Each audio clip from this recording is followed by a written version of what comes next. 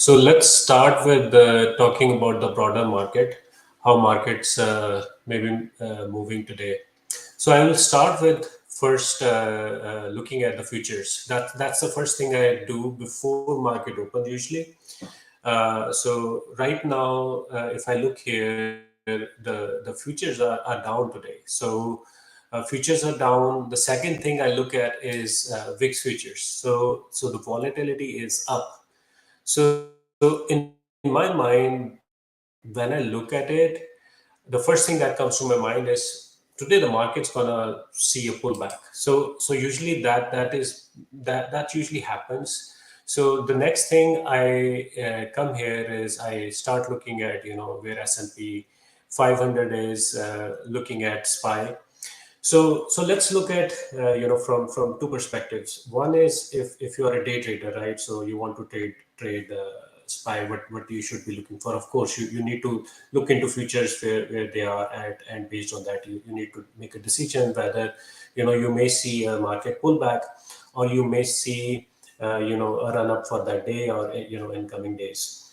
So right now, the way S&P 500 stands, so since there may be a market pullback today, I may not enter the market for various reasons. One is right now on this view here in outlier, what I'm looking at there is a heightened fear in the investors. So that you have seen recent run up, in the market, right? So I'm very cautious when I have to get into any position, especially when the investor fear is high. So I look at some other criteria before getting into the market. So if I am, if I have to trade it, I probably will not, I will just stay out of the market today, things like that. And if I'm a day trader, okay, if I have to decide whether to get into the market or not, how do I make that decision? One is look at the futures. Second, you come here in Outlier portal and look at this blue oscillator, what we call it, price trajectory oscillator, especially the times when it's kind of going from bottom to up, right? So it kind of tells you the direction of the price, which gonna happen in coming, weeks, months, maybe. So here, like if there is a day like where the futures are up, VIX is down, I may get into a position, I may see a good run up in the price. So those are some things I consider when I make the decision. So let's move on to our next topic, Netflix. So Netflix just announced that they added around 6 million new subscribers, which is a great news, by the way. You'll expect that, oh yeah, they added 6 million new subscribers, the price gonna skyrocket. But we saw that there was almost 8% in price drop after hours when market closed yesterday. Why it happened? For a few reasons. One, they missed on revenues, right? So they missed on revenues, even though they added a lot of subscribers. They missed on revenues. You have seen recently they have tightened around, password sharing. Even I personally added a few more screens because my mother was using my account, so I had to buy a few more. So that was a good news. I was expecting their subscribers may go up because people are used to seeing the content. So they're not going to cancel it. I mean, they say they want to cancel it, but they will not. But they missed on revenues. They introduced a new ad plan. I'm not sure whether it's available in United States yet or not, but they have introduced this plan, a low-tiered plan, right? And they still have to prove on their ad revenue. So it's pretty new. And few things they are doing right now is if you are paying low, like $6.99 per month for the ad-free plan, the new users may not be able to sign up for that low-tier plan because they are just axing that plan. They want to focus on ad-supported low-tier plan so that they can make money from the ad revenue. Also, they can make money from your whatever that $6.99 plan or $9.99 plan is. So that is the thing. Another thing that is impacting Netflix right now is that writer guild strike, right? You probably saw their co-CEO Ted talking about it on the call. Hey, not the outcome we wanted. When someone asks like, "Hey, what you're doing? Are you gonna get impacted by it?" So he made a comment of heavily invested across all kinds of content, which he meant by that he's putting a lot of money in international content, so he's betting on that. So I think he's saying he want to end up the strike, but I personally think that he doesn't want to, and he doesn't give a shit. So this is just my personal opinion. So they can withstand that, and I think they are not that much motivated to end that strike. So I think it's probably will not impact them a lot. May impact some other companies like Disney, which heavily rely on Hollywood Writers Guild and some other companies. But to Netflix, it may not. But you may see some pullback because of how things are looking right now. So if you are trying to get into Netflix, personally, what I think is you probably want to wait for few weeks, I don't know, maybe month, you may see a better price entry. But keep on looking at outliers, where outliers data, if investors fear has cooled up or not. So those are the few things that I probably will look at when making a decision whether to buy a Netflix stock or not. So let's talk about the third company which I wanted to cover today, Accenture.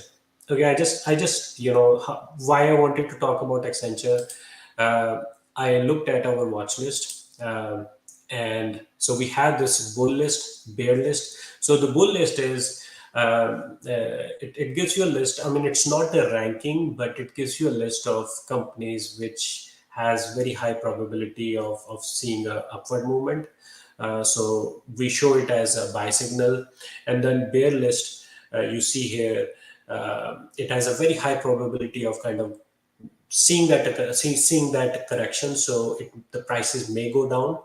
So I usually look at these. I click on these companies. I look at you know how outlier data is, and plus I also look at some of the other data which is not available on outlier. For example, like if I want to see health of Accenture, is it a good company, right, or not in the long term, for example. So I looked at it. I saw that almost 77% of the stocks were held by institutions, which is a good news, by the way. So if there are institutions that show interest in the company, especially more than 50%, that's usually a good news about like whether you are weighing in on the health of the company. So it looks like it's a good company, Accenture, right? And I think the biggest shareholder, if I'm not mistaken, is Vanguard. Yeah. So the Vanguard is the biggest stakeholder in Accenture, around 9.2%. They own it. Uh, One thing I was going through, I was reading some PDF documents, from their website. I just wanted to know like where their head is at, right? So they are probably gonna focus a lot on divestitures. So you may see they may spin off some of the companies. They are going to kind of focus on their core business, which is a good news, by the way. Especially if you're looking from the performance of a stock. Conglomerates are good, but GE is a very good example where they tried to do everything but failed. So they are also trying to get back to their core focus.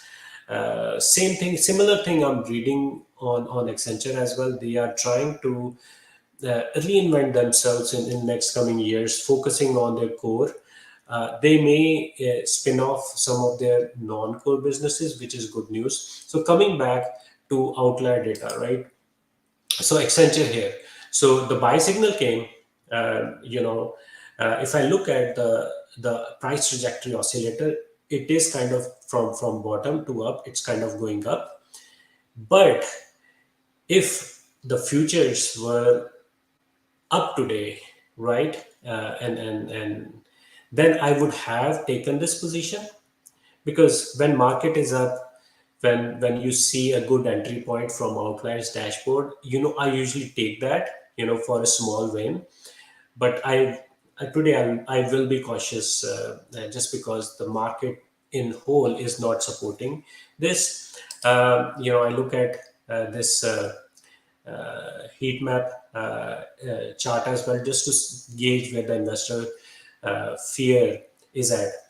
One chart that a lot of our users have asked, what is this directional volatility histogram? We have a way to kind of identify negative volatility and positive volatility. What you see here is, what this is telling me, that this asset, if you see a lot of these green bars on the right hand side, usually this tells me that this asset has seen lesser downside in recent history.